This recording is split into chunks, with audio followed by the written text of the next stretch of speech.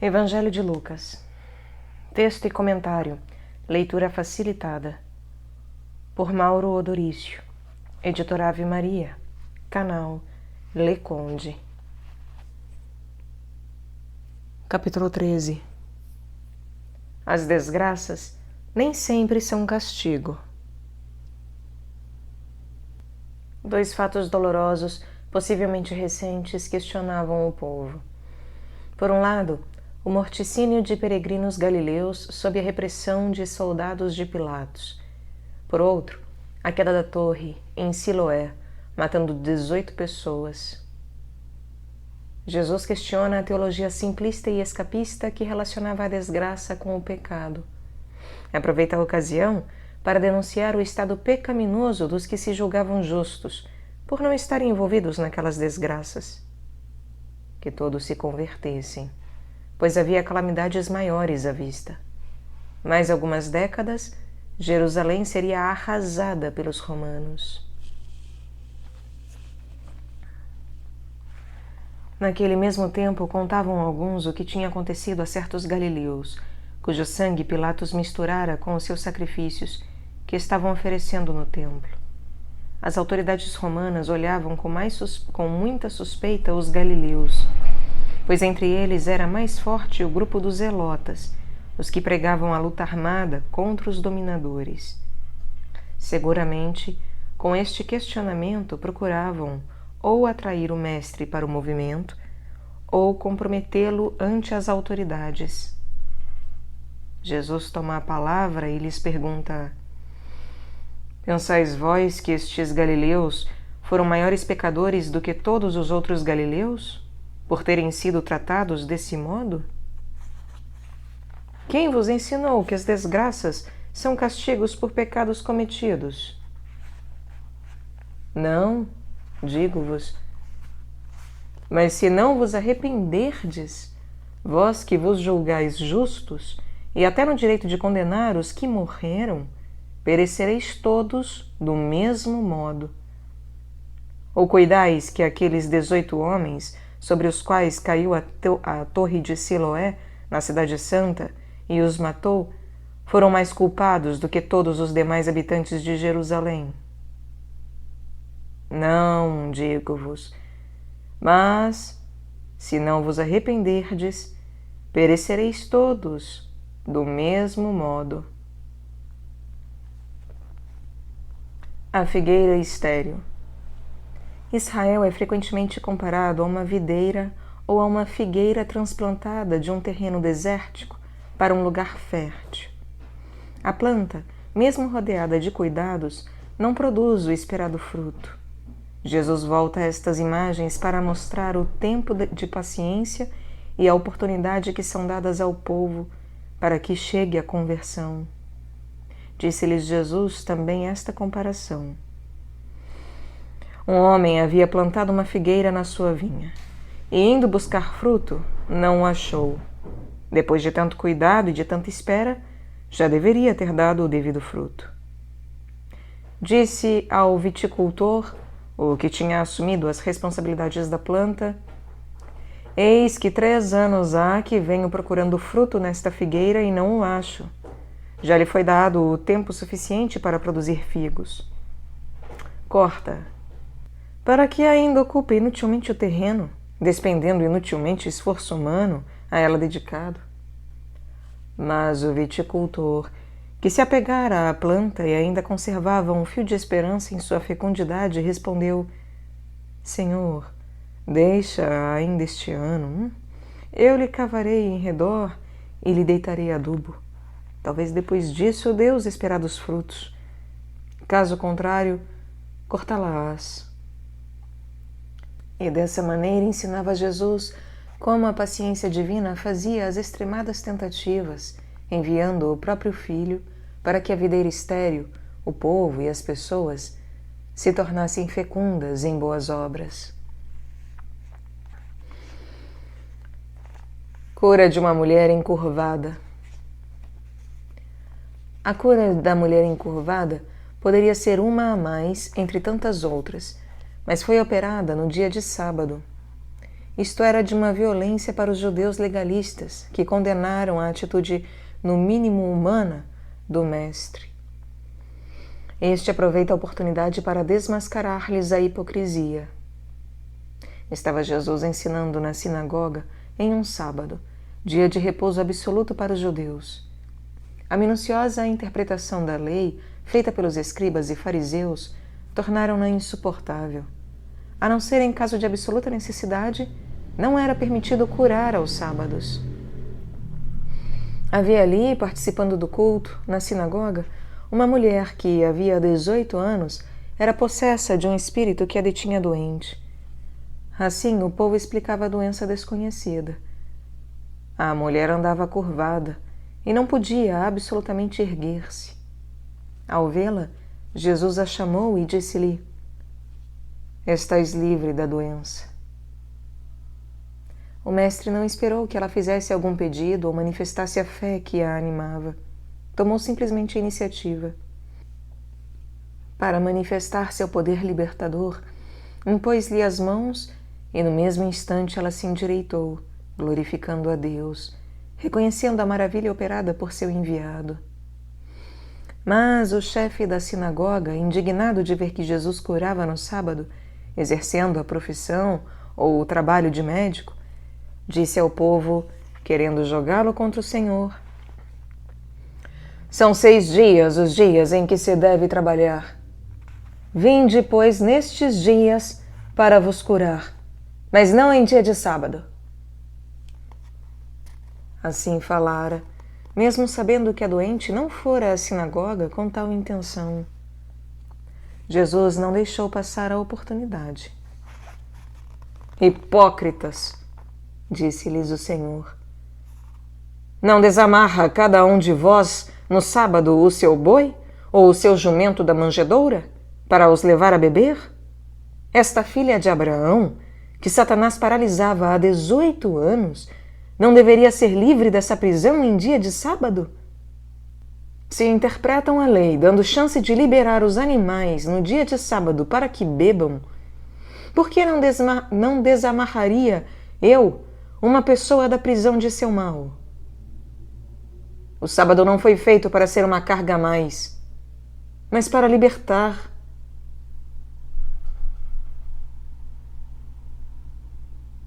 Ao proferir estas palavras, tão cheias de sabedoria e que traduziam o verdadeiro espírito da lei de Deus, todos os seus adversários se encheram de confusão, ao passo que todo o povo, à vista de todos os milagres que ele realizava, se entusiasmava. Parábola do grão de mostarda. Parábola do fermento. Dirigindo-se ao povo, Jesus se serve de parábolas, de exemplos tirados do meio ambiente onde vive. Eram elementos bastante conhecidos, com os quais ilustrava os desconhecidos, quando falava do reino de Deus. Jesus, querendo fazer-se bem compreendido ao ensinar, dizia ainda: Aqui é semelhante o reino de Deus, e aqui o compararei. É semelhante ao pequenino grão de mostarda, que vós bem o conheceis, que um homem tomou e semeou na sua horta, e que cresceu até se fazer uma grande planta, e as aves do céu vieram fazer ninhos nos seus ramos.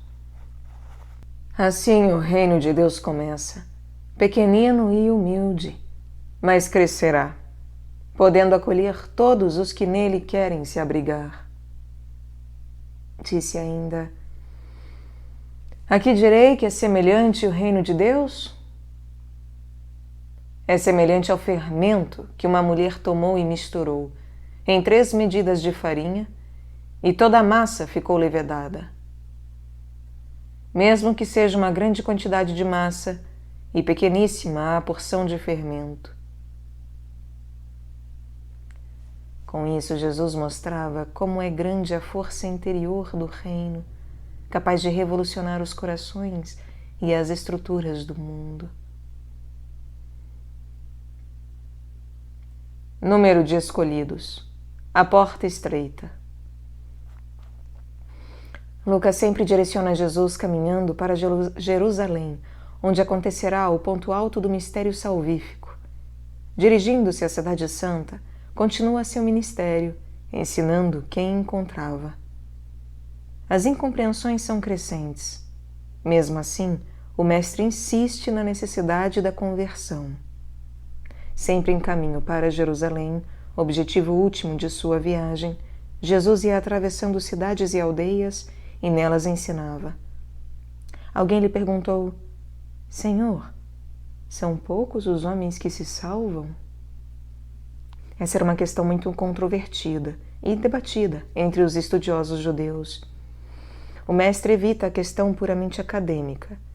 Limita-se ao essencial do problema, a necessidade da conversão. Ele respondeu: procurai entrar pela porta estreita, porque digo-vos, muitos procurarão entrar e não o conseguirão. É de menor importância saber quantos se salvam. Insisto que ninguém tem a salvação garantida, que são necessários a vigilância e o esforço contínuo. A entrada permanece sempre aberta, mas ela é estreita.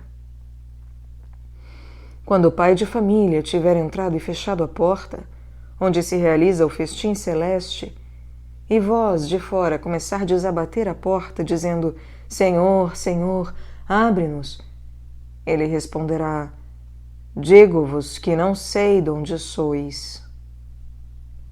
Direis então: comemos e bebemos contigo, e tu ensinaste em nossas praças. Não apresentarão outras explicações e justificativas, a não ser a de ter apenas convivido com o Senhor do festim. Ele, porém, vos dirá: não sei de onde sois. Apartai-vos de mim, todos vós que sois malfeitores. Ninguém participa do banquete sem um mínimo de merecimento. Vendo-se excluídos ali as portas de entrada, haverá choro e ranger de dentes, quando virdes Abraão, Isaque, Jacó e todos os profetas no reino de Deus, e vós serdes lançados para fora. Para mostrar que a salvação não era exclusividade dos judeus, e que muito menos a ela pertenciam pelo simples fato de serem israelitas, ajuntou: virão do Oriente e do Ocidente, do Norte e do Sul, e sentar-se-ão à mesa no reino de Deus. Há últimos que serão os primeiros, como tantos pagãos, e há primeiros que serão os últimos, como muitos de vós, judeus. Que ninguém se julgue com lugar assegurado no banquete celestial, mas que se esforce por merecê-lo. Ameaças de Herodes. O espaço de Jesus cada dia se torna menor. Todos os inimigos tramam contra a sua vida. Até mesmo Herodes, conforme a informação recebida pelo mestre, trama contra ele. Não se sabe qual era o motivo principal.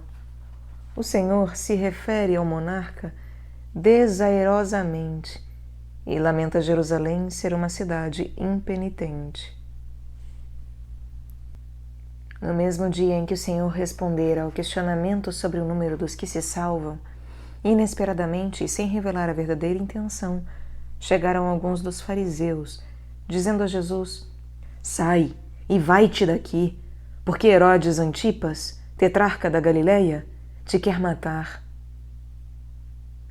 Referindo-se à astúcia maligna do chamado rei, disse-lhes ele: Hei de dizer a essa raposa: Eis que expulso demônios e faço curas hoje, no presente, e amanhã, no futuro. E ao terceiro dia, na consumação, terminarei a minha vida. Meus dias na face da terra são limitados. Eu continuarei fazendo o bem até o fim. Essa limitação não depende desse pérfido rei. Tudo está nas mãos do Pai. Convém que antes eu vá à Cidade Santa. É necessário, todavia, que eu caminhe hoje, amanhã e depois de amanhã, nesse pouco tempo que tenho de vida, porque não é admissível que um profeta morra fora de Jerusalém.